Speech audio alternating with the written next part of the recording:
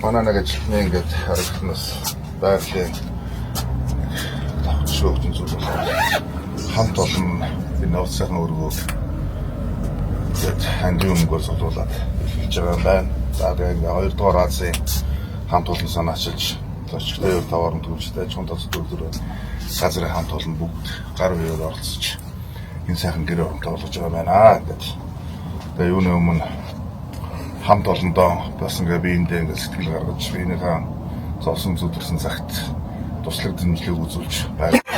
Маш талархаж байна. Нэг байгууллага хамт олон байна гэдэг. Боруудаж явахт нь, ядарч явахт нь дүшдэг. Дэшээгэн жоохон өнгөрч явахт нь тонгийн тааруулж өгдөг. Энэ бол хамт олонны сайхан чанар байдаг. Танд цаашдын амьдралд нь хамгийн сайн үнийг хүсэн өрөө.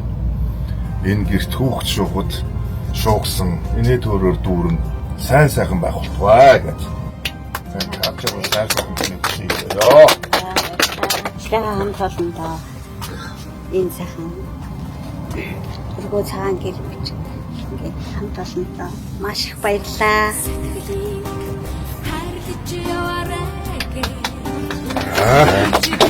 Хараад амсаад явчихлаа.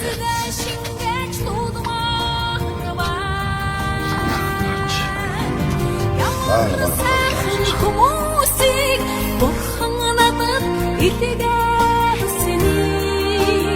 ядуун сарны доор үгээр хингарахгүй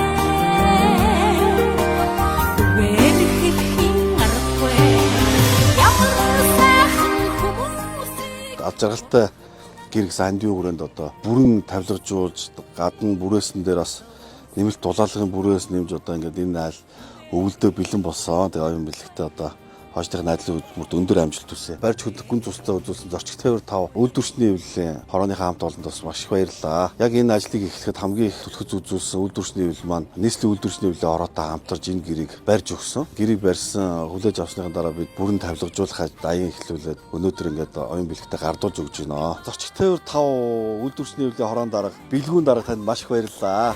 хүмүүсийг